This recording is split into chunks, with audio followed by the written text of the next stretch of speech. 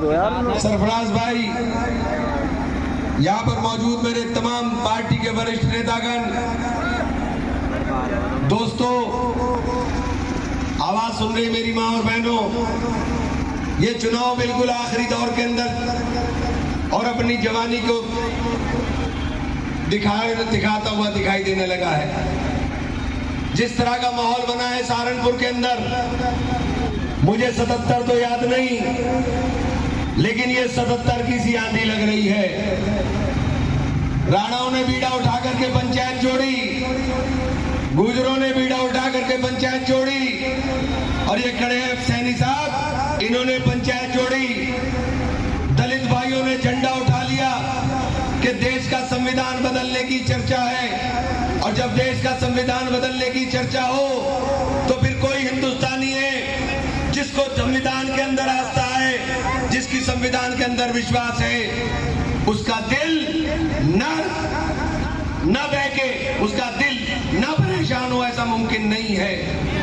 आज जब संविधान को बदलने की बात करते हैं तो संविधान अगर बदला जाएगा, वो संविधान जिसने देश के अंदर 3,500 से ज्यादा जातियों को एकजुट कर करके उस देश की विविधता को एकता के सूत्र में पिरो करके हमें धार्मिक आजादी देने का काम किया, हमें अभिव्यक्ति की आजादी देने का काम किया, और सबसे बड़ा अधिकार हमें वोट का देने का काम किया। ये इस वोट के अधिकार को छीनने के लिए ये हो सकता है कि आखिरी इलेक्शन हो जाए, ये वोट का अधिकार छीन करके यहाँ पर रशिया की तरह, कोरिया की तरह, चाइना की तरह डेमोक्रेसी ला करके यहाँ हम लोगों को सिर्फ गुलाम बनाने का काम करें। मैं आप लोगों से ये बात इसलिए कहना चाहता हूँ, वक्त बहुत कम है, लेकिन आप लोगों के पास दूसरा मौका शायद ना आए अगर ये इस बार आगे इन्होंने संविधान बदल दिया। आप लोगों से कहना चाहता हूँ, सीए और एनआरसी के ऊपर बहुत मुख्तसर में बात इसलिए कर रहा हूँ, समझते जाना, बहुत मुख्तसर में चूंकि रोजे का वक्त हो रहा है। साथियों, ये जो चुनाव है ये सीधा सीधा भारतीय जनता पार्टी और हमारे बीच में है, लेकिन बीच में एक टांग अड़ रही है जिसका नाम है बहुजन समाज पार्टी। बहुजन समाज पार्टी अभी 15 दिन पहले चुनाव था, 15 दिन पहले राज्यसभा का चुनाव, उस चुनाव में वोट दे के आई भारतीय जनता पार्टी को। उससे पहले सीए का बिल आया, वोट देकर आए भारतीय जनता पार्टी को। तलाक का भी 3 तलाक का बिल आया, वोट देकर आए भारतीय जनता पार्टी को। जब भारतीय जनता पार्टी की सफ में खड़े हैं तो कैसे भारतीय जनता पार्टी के साथ लड़ने का दावा कर सकते हैं? अकेली पार्टी, जब पूरे देश के अंदर माहौल बदलने के लिए तमाम लोगों ने तय कर लिया हो, अपनी अपनी सीटें छोड़ दी हो, और ये तय कर करके क्या हुए, लोकतंत्र को बचाना है, हमें संविधान को बचाना है। 17 पार्टियों ने इकट्ठा होकर के गठबंधन बनाया। वो गठबंधन इसलिए बनाया कि 17 पार्टियों का गठबंधन मुकाबला कर सकता है और मुकाबला करने के लिए तैयार है। मायावती जी के पास बार बार गए, मैं खुद इसका सबसे बड़ा गवाह हूँ। मुझसे कहा गया कि आप टेलीफोन करा दीजिए, आप ये करा दीजिए, मैंने सब काम करा के देखे, लेकिन बहन जी को घेर लिया है, बहन जी को डरा लिया है, बहन जी को दबा लिया है। मैंने दलित भाइयों से भी कहा कि अगर बहन जी को भी आजाद कराना चाहते हो कि बहन जी भी मुक्त हो जाए, तो गठबंधन के साथ खड़े हो जाओ, क्योंकि मुक्त होने का एक ही रास्ता है कि सब हमारा संविधान बचे। संविधान बचेगा तो सब आजाद होंगे, और संविधान रद्द होगा तो हम सब गुलाम होने का काम करेंगे। साथियों, बहुजन समाज पार्टी बीच में आकर के आप लोगों के बीच में खास तौर से मैं एक बात कहना चाहता हूं, इस जिले के अंदर कुछ नेता हैं जिनकी दुकानदारी चलती है, जिनका कारोबार चल गया है, और उनका कारोबार हर चुनाव में बिरादरी के नाम पर झंडा उठा करके नफरत बोने का काम करना है। वो नफरत बोना चाहते हैं बार बार, और उनकी नफरत से नतीजा कुछ हासिल नहीं होता, नतीजा कुछ हासिल नहीं होगा। अगर चुनाव हार गए तो छाती पीटने के अलावा कोई रास्ता नहीं होगा तुम्हारे पास। इससे अच्छा चुनाव नहीं बन सकता। अभी मैं आ रहा था रास्ते में, यहाँ के प्रोग्राम के बाद जाऊंगा पुआरके में, राणाओं का इतना लंबा जुलूस खड़ा हुआ है पुआरके में, जहां कभी 200, 250, 300 वोट से ज्यादा नहीं मिला। कल सोना अर्जुनपुर के अंदर था इसी तरह ही बड़ा प्रोग्राम। हमारे पास पैसे नहीं है, लेकिन ये मोबाइल के ऊपर आजकल सब कुछ दिखाई देता है।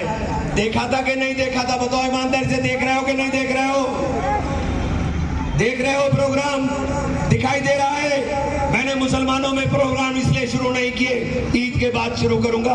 भाजपा परेशान है कि इमरान तो बोल ही नहीं रहा है। मैं क्यों बोलूंगा? मैं वही बोलूंगा जो मेरे लोग सुनना चाहेंगे। मैं वही बोलूंगा जो मेरे मुल्क के लिए बेहतर होगा। मैं वही बोलूंगा जो मेरे लोगों के लिए बेहतर होगा। मैं उनके बोली से दोले बोलने का काम करूंगा।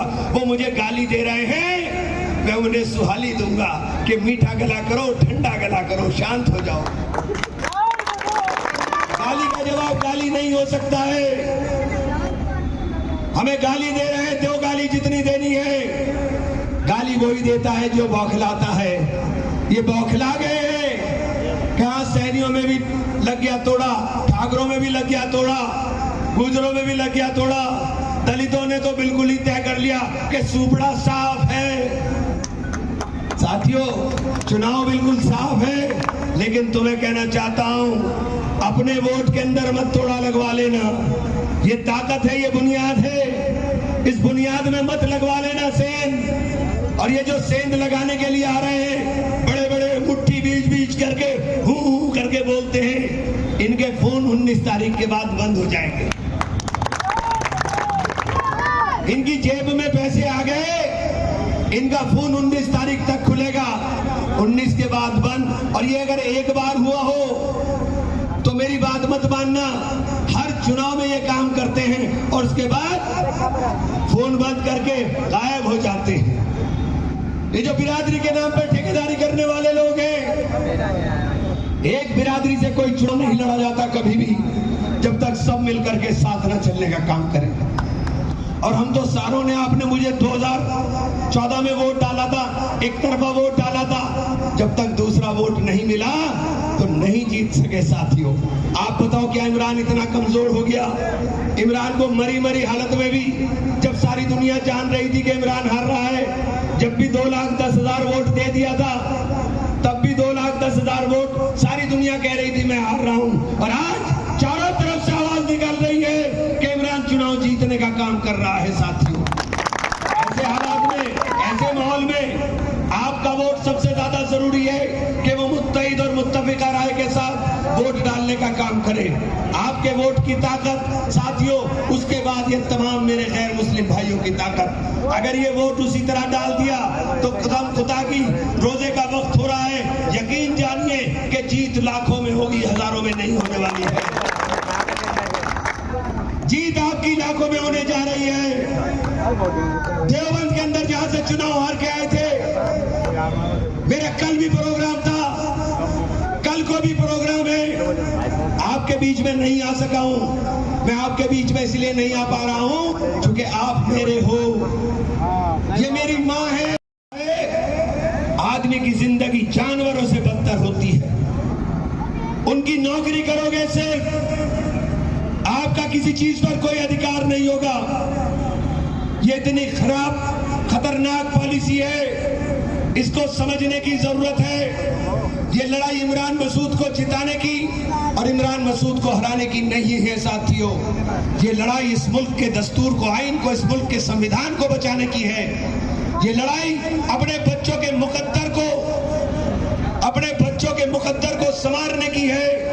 ये लड़ाई अपनी माँ बहनों की हिफाजत की है कि ये लोग हमें जिस निगाह से देखते हैं, ये लोग जिस निगाह से हमें देखते हैं, उन नफरत भरी निगाहों को देख करके साथियों डर लगता है आने वाले दौर में अगर ये दोबारा आ गए, और ये नहीं आएंगे। कर्नाटक में देख लो क्या हुआ। काम नहीं मिलना यहाँ। ए भाई एक मिनट, कर्नाटक के अंदर आप लोगों ने खामोशी इख्तियार की। यहाँ के जमादार हैं, यहाँ पुराना जमादार आप लोगों की, अरे चुप हो जाओ यार, बैठ जाओ, बैठ जाओ अभी। अरे रोजे का वक्त हो रहा है, सुन लो 2 मिनट यार, छोड़ दो इसे। मैं ये कह रहा हूं, कर्नाटक में आपने क्या किया? कर्नाटक के अंदर आपने खामोशी के साथ वोट डालकर भारतीय जनता पार्टी को ठिकाने लगा दिया। अब फिर कह के जा रहा हूं, शोर मचाने की जरूरत नहीं। शोर मचाने के लिए तो राणा जी हैं, शोर मचाने के लिए तो सैनी साहब हैं, शोर मचाने के लिए तो चौधरी साहब हैं, शोर मचाने के लिए तो ये मेरे दलित भाई हैं, परवीन है, ये मेरा सरदार है। शोर तो ये मचाएंगे, तुम्हें मचाने की जरूरत नहीं है। चुनाव में इतना वोट मिल रहा है इस बार इंशाअल्लाह, चूंकि ये परिवर्तन की आंधी है, ये बदलाव की बयार है, ये बदलाव की बयार है। देश के अंदर देश के लोग ऊब गए हैं। ये लोग नारे लगा लगा के, कभी राम के नाम पर, कभी किसी नाम पर, जैसे राम जी का पेटेंट इन्हीं के पास हो, राम जी की कृपा सिर्फ इन्हीं पे बरसती हो। अब के तो हालात दिखाई दे रहे हैं कि राम जी इधर मेहरबान है, इनके सबके दिल बदल दिए राम ने। राणा जी के भी दिल बदल गए। राणा जी भी कह रहे रघुकुल रीत जगदा चली आई, प्राण जाए पर वचन न जाए। मैंने कहा राणा जी वचन दे दिया है, कहने लगे दे दिया है, मरकर भी नहीं टूटेगा हमारा वचन, मरकर भी नहीं टूटेगा। झंडा उठा लिया है सैनी साहब ने, झंडा उठा लिया है चौधरी साहब ने, झंडा उठा लिया है मेरे साथी दलित भाइयों ने, और तय कर लिया है कि इस लड़ाई को आर पार कर कर छोड़ना है। आपसे कहना चाहता हूं मेरे भाइयों, मेरे दोस्तों, मेरे बुजुर्गों, अपने वोट में जहां टूट हो रही हो उसे जा करके रोक लो। ये वक्त दोबारा नहीं आने वाला है। हो सकता है ये आखिरी इलेक्शन हो जाए। अगर इन्होंने संविधान बदल दिया और उसके अंदर अगर ये संविधान बदला जाता है या ये दोबारा आते हैं तो सबसे ज्यादा दुश्वारी हमारे और आपके लिए आनी है। साथियों, मैं दलित भाइयों आपसे भी कहना चाहता हूं, बाबा साहब के ग्रंथ को बचा लो। ये बचाने का वक्त है, इसके बाद मौका नहीं मिलेगा। दलित भाइयों, इस ग्रंथ को बचा लो, जिस ग्रंथ ने हमें इस देश के अंदर आजादी दी हो, जिस ग्रंथ ने हमें इस देश के अंदर बराबरी का दर्जा दिया हो। इस उम्मीद के साथ कि अब रोजे का वक्त हो रहा है, दुआ करिएगा। कल इंशाअल्लाह ईद है, ईद का त्योहार खुशियों से मनाइए। ये कोशिश करें कहीं झगड़ा करने की, हाथ जोड़ के माफी मांग लें। हमें झगड़ा नहीं करना है, हमें वोट डालना है। वोट डलेगा या नहीं डलेगा वो तो भाई डलेगा कि नहीं डलेगा। एक एक वोट डलेगा। वोट की जिम्मेदारी प्रधान जी की नहीं, वोट की जिम्मेदारी गांव के किसी दूसरे नेता की नहीं, अपने परिवार की जिम्मेदारी अपना आप निभानी पड़ेगी। चूंकि ये वोट इमरान को जिताने हराने के लिए नहीं, ये वोट इस मुल्क के दस्तूर को, इस मुल्क के संविधान को बचाने के लिए है। ये वोट अपनी हिफाजत के लिए है। साथियों, अगर ये आ गए तो ये हमें रगड़ने का काम कर देंगे। मैं साफ कह के जा रहा हूं, दोबारा मौका नहीं मिलेगा। ये हमें रगड़ने का काम कर देंगे।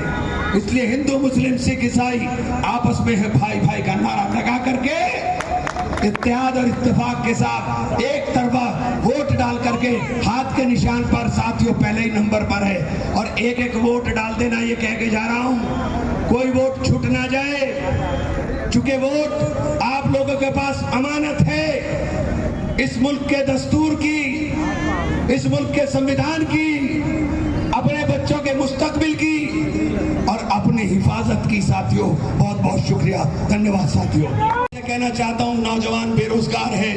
इस नौजवान की बेरोजगारी के नाम पर साथियों औरतों को घर चलाना मुश्किल हो रहा है। उन औरतों को घर चलाने के नाम पर किसान की फसल का दाम नहीं मिल रहा है, किसान की फसल के दाम पर। और साथियों, सबसे बड़ा एक बात कहने का काम कर रहा हूं, कांग्रेस की जो गारंटी है वो पढ़ लेना, हम सब गारंटी पूरा करने का काम करेंगे। लेकिन मेरी बात एक सुन लो, अभी तो ये सीए लाए थे, उससे हमारा कुछ नहीं हो रहा है।